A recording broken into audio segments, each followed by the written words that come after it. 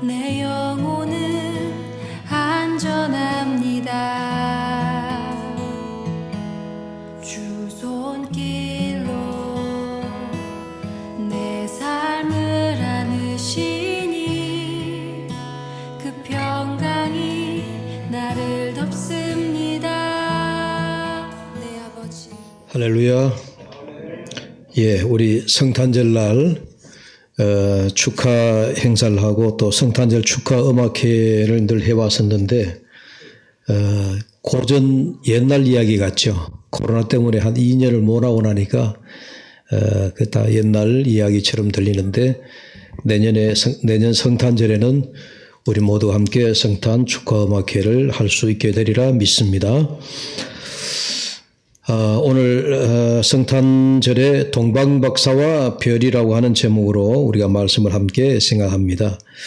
여러분, 동방의 박사들이 별을 보고 낯선 유대 땅까지 왔다라고 하는 그 하나만으로, 그러니까 동방의 박사들은 유대 사람들이 아니고 우리가 고대 문헌에 보면 그 당시에 페르시아에서 별을 연구하던 사람들이 아닌가라고 했을 때 유대 땅 베들레헴까지 오자면은 적어도 그 당시에 교통수단으로 말하면 낙타를 타고 한 3, 4개월 정도 먼 거리를 와야 하는, 밤낮 걸어야 올 수 있는 그렇게 먼 거리에서 이들이 왔다라고 그렇게 보여집니다.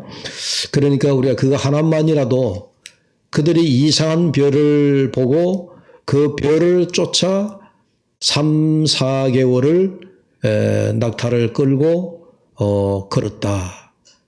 그거 하나만 우리가 생각해도 이 동방의 박사들의 수고가 굉장했다 하는 것을 우리가 짐작할 수가 있겠죠. 그래서 2절에 보면 우리가 동방에서 그의 별을 보고 그에게 경배하러 왔노라 그렇게 말합니다. 그의 별이라고 하는 이 그의 별이 무엇이냐? 바로 아기 예수님을 가리키는 그런 상징적인 것이 아니겠습니까? 그래서 이들은 별을 연구하는 자들이었습니다.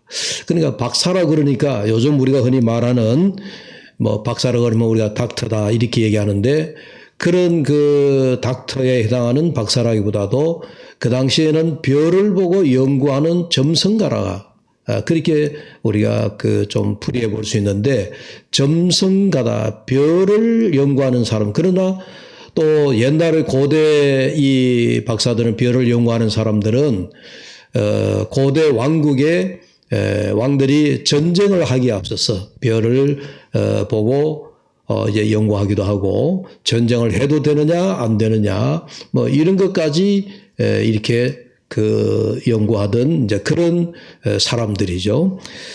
어쨌든 점성가다 그러니까 요즘 우리가 좀 더 다른 느낌을 받습니다만은 아무튼 이들이 이상한 별을 하나 발견하고서는 평소에 보지 못하던 별이다. 평소에 나타나지 않는 별이다.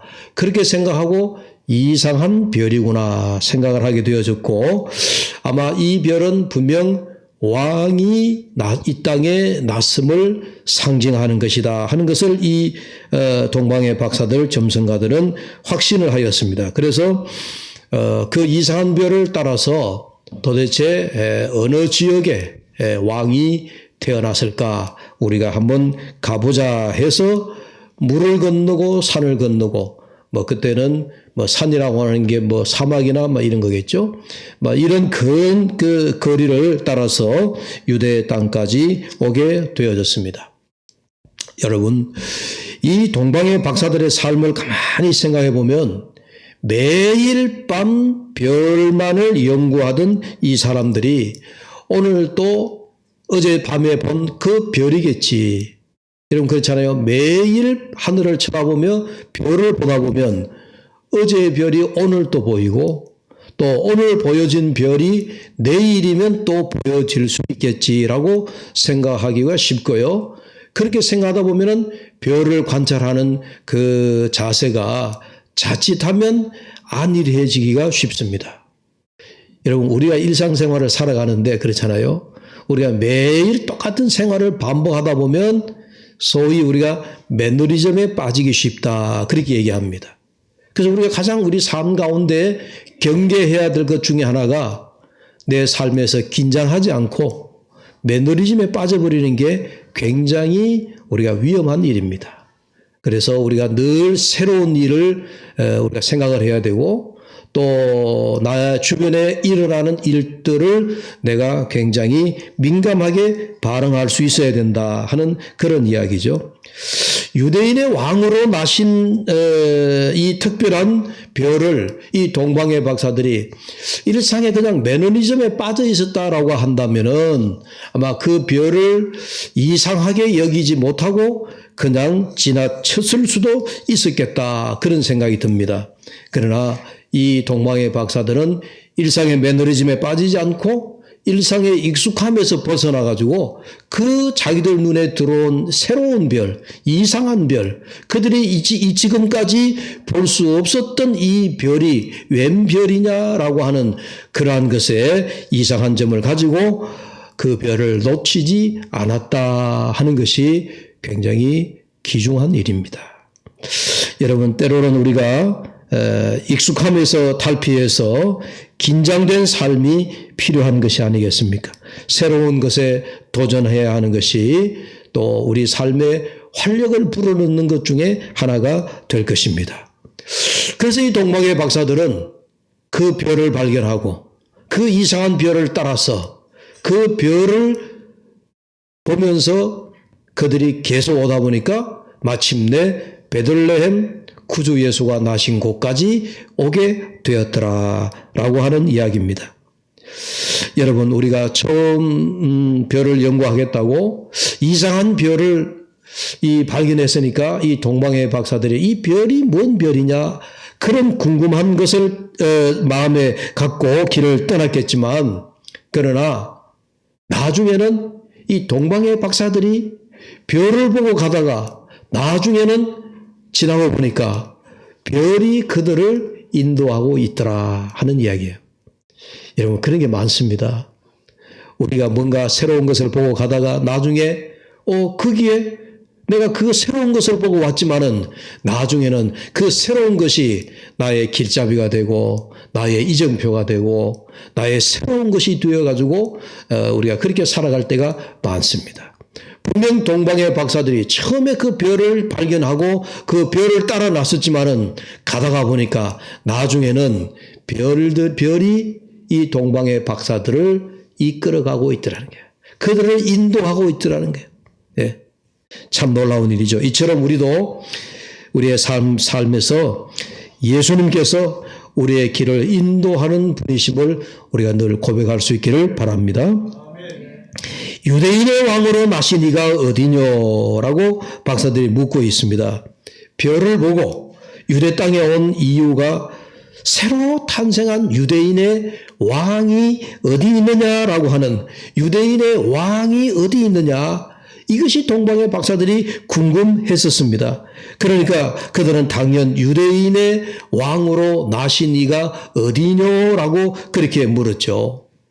별에 호기심을 가졌던 동방의 박사들인데 이 별은 틀림없이 왕을 상징하는 별이다. 여러분, 우리 성경은 우리가 옛날 어떤 그 나라 왕국을 만드는 이야기나 이런 데도 보면 우리가 그 나라의 그 대왕이 나는데 벌써 상징적인 징조가 많이 있어요. 근데 성경은 이제 우리가 이 별을 예수님이 태어나실 때 상징적으로 인류에게 새로운 별, 샛별과 같은 빛나는 별을 주님이 우리에게 상징적으로 나타내셨고 그 별을 보고 동방의 박사, 그 당시에는 별을 연구하는 자들이 동방의 박사들이니까 그 박사들을 통해서 이 땅에 인류를 구원할 구주 메시아가 나셨다라고 하는 것을 그 박사들을 통하여서 우리에게 증거를 보여주고 있다 하는 이야기입니다. 그런데 여기서 오늘 동방의 박사들이 유대인의 왕으로 나신 이가 어디 계시느냐라고 질문을 하고 있다는 게, 그들이 분명히 별을 보고 이 땅에 왕이 났으리라고 확신을 가지고 별을 쫓아왔는데 별이 멈춘 그 자리에서 이제 이곳에 유대인의 왕이 났구나. 그래서 유대인의 왕으로 나신 이가 어디냐라고 묻게 되어졌다는 얘기예요. 비록 동방의 박사들이지만요. 뭔가 우리가 성경 속에 이 박사들이 질문을 하고 있습니다.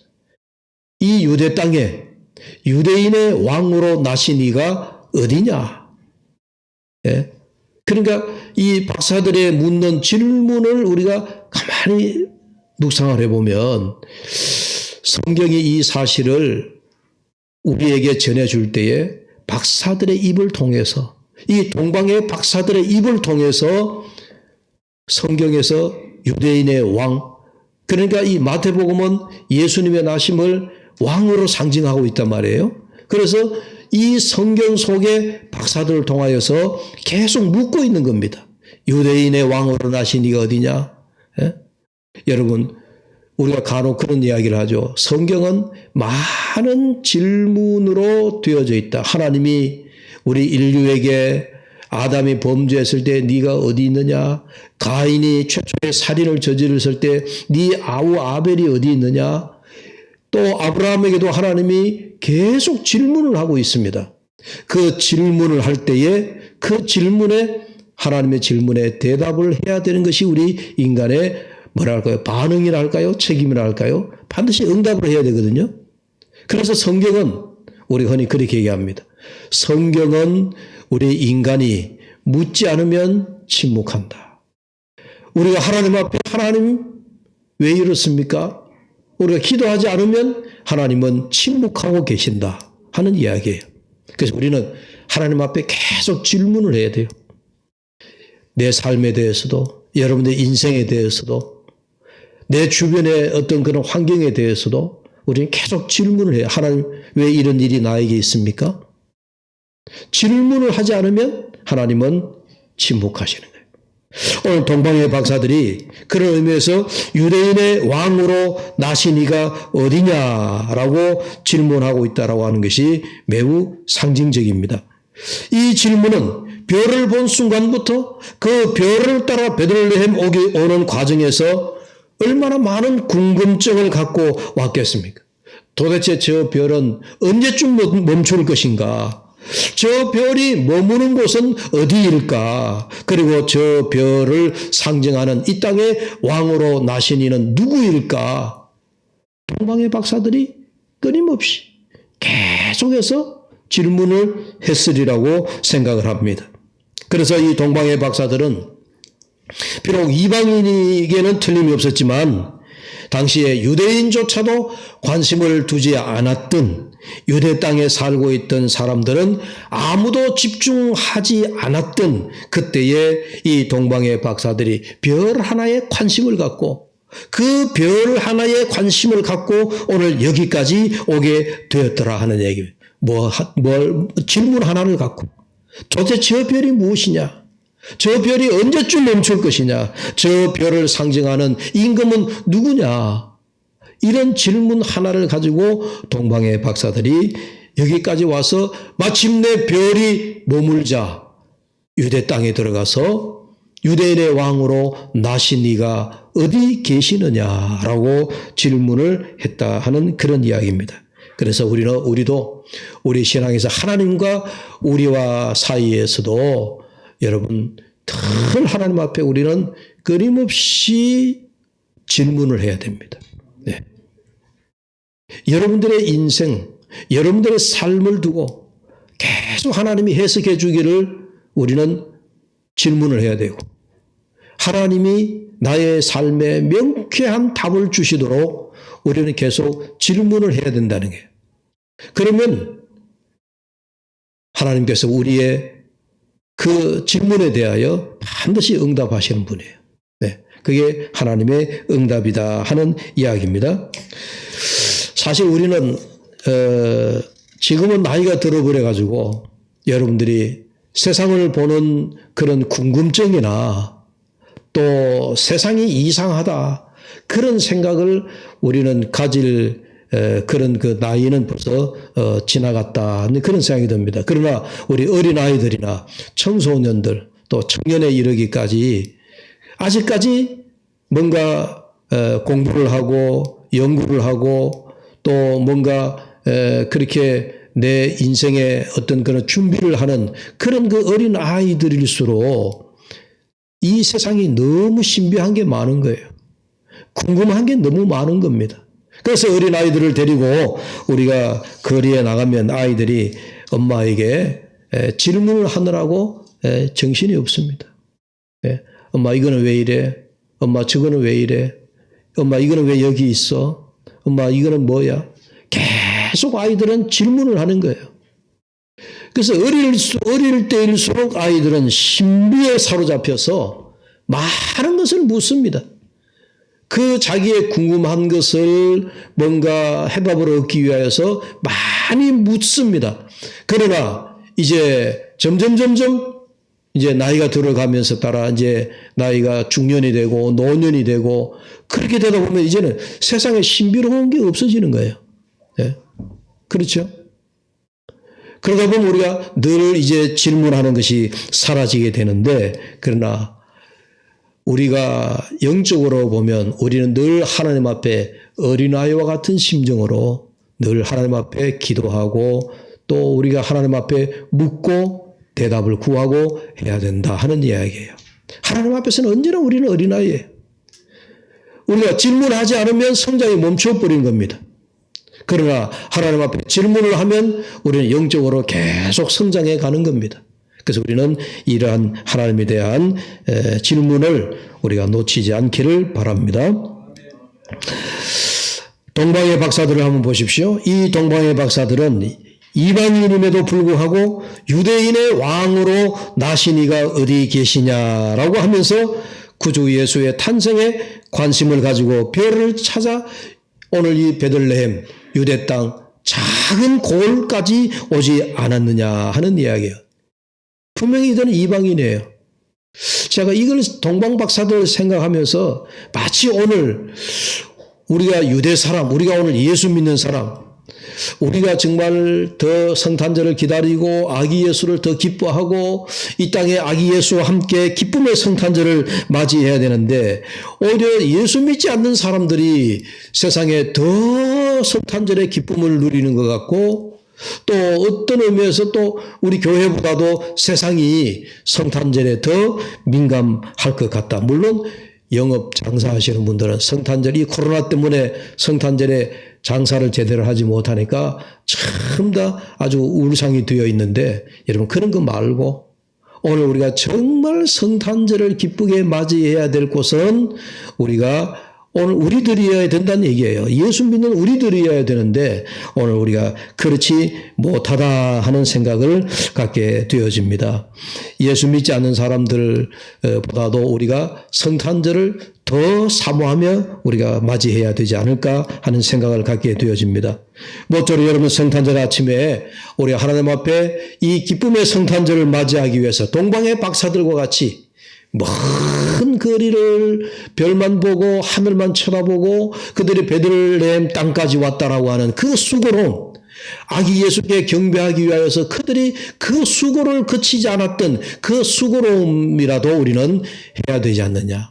오늘 우리는 이런 아기 예수를 영접하기 위해서 우리가 준비하는 게 뭐가 있을까? 우리의 수고가 뭐가 있을까? 그냥 가만히 우리가 두 손 놓고 아기 예수가 나에게 오기만을 기다리는 것이 아니라 동방의 박사들처럼 별을 따라서 석 달이나 그 험한 길을 걸어서 별을 찾아오는 그런 수고로움 끝에 아기 예수를 보게 되는 영광이 있었듯이 우리도 마찬가지여야 한다는 얘기예요. 우리가 아기 예수를 영접하기 위하여서 우리의 수고로움이 필요하다 하는 그런 이야기입니다. 이제 마지막 동방 박사들이 아기 예수를 찾은 후의 모습을 한번 볼까요? 우리가 저 뒤에 10절에 가서 10절 말씀에 보면 이런 말씀이 나옵니다. 그들이 별을 보고 매우 크게 기뻐하고 기뻐하더라. 집에 들어가 아기와 그의 어머니 마리아가 함께 있는 것을 보고 엎드려 아기께 경배하고 거기까지 말씀을 한번 보죠. 그들이 아기를 보고 별을 보고 매우 크게 기뻐하더라. 동방의 박사들이 물론 한 3개월 이상 긴 여행에 그들 지친 면도 있었겠지만은 별이 탁 멈추면서 그 별이 멈추어진 것을 보고 그리고 이제는 우리가 이 땅에 왕이 태어났다라고 하는 것을 그 왕을 만날 수 있다라고 하는 그 사실을 직시한 이 동방의 박사들이 너무 기뻐한 거예요. 너무 기뻐했어요.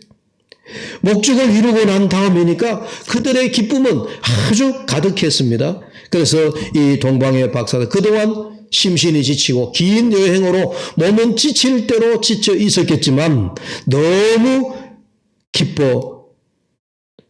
기쁨으로 충만하더라 하는 이야기입니다. 그래서 이 동방의 박사들의 기쁨, 아기 별을 쫓아와서 아기 예수를 만나는 그 기쁨, 그 기뻐하더라는 것이 보세요. 두 번 연속으로 나오죠. 얼마나 기뻤는지. 기뻐하더라. 여러분 정말 오늘 우리도 이 동방의 박사들의 그 기쁨과 같이 오늘 우리가 성탄절에 정말 우리가 말로만이 아니라 내 마음속에 아기 예수로 인하여 내 인생에 새로운 샛별을 만난 것과 같이 새로운 인생의 어떤 그런 그 별을 만난 것처럼 여러분들에게 기쁨이 충만할 수 있기를 바랍니다. 그 다음에 11절에 집에 들어가 아기와 그의 어머니 마리아가 함께 있는 것을 보고 엎드려 아기께 경배하고 보배 합을 열어 황금과 유황과 모략을 예물로 드리니라. 동방의 박사들이 아기 예수를 찾고 난 다음에 두 가지가 있어요. 그들의 행동이 마음으로는 기뻐했고 그들이 몸으로 나타낸 표현은 두 가지가 있어요. 그게 뭐였죠? 첫 번째는 아기 예수께 경배했다. 오늘 우리로 말하면 아기 예수를 만나고 난 다음에 예배했다 그 이야기거든요. 그들이 무릎을 꿇고 비록 말 구유에 누워있는 어린 아기 예수지만 갓난 예수지만 그 앞에 이 동방의 박사들이 무릎을 꿇어 절하여 경배했다. 왜? 왕이니까. 옛날 고대 왕 앞에 어떤 사람도 무릎을 꿇지 않는 사람이 없는 거예요.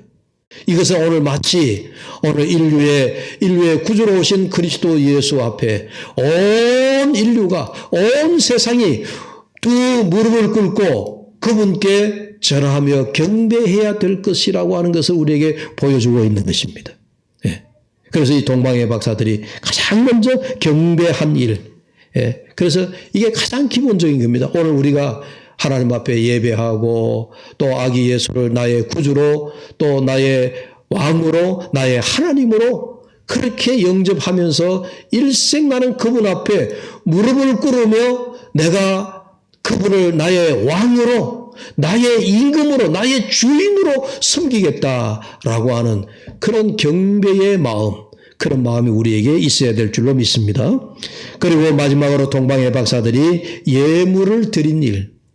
그 예물은 세 가지 드렸죠. 그들의 손에 황금과 유황과 모략이 있었는데 이 귀한 예물을 아기 예수에게 드리더라 그래요. 여러분 이 성경에 세 가지 드린 이 예물은 굉장히 상징적인 겁니다. 그게 뭐냐 하면은 황금은 왕을 상징하는 것이다. 황금.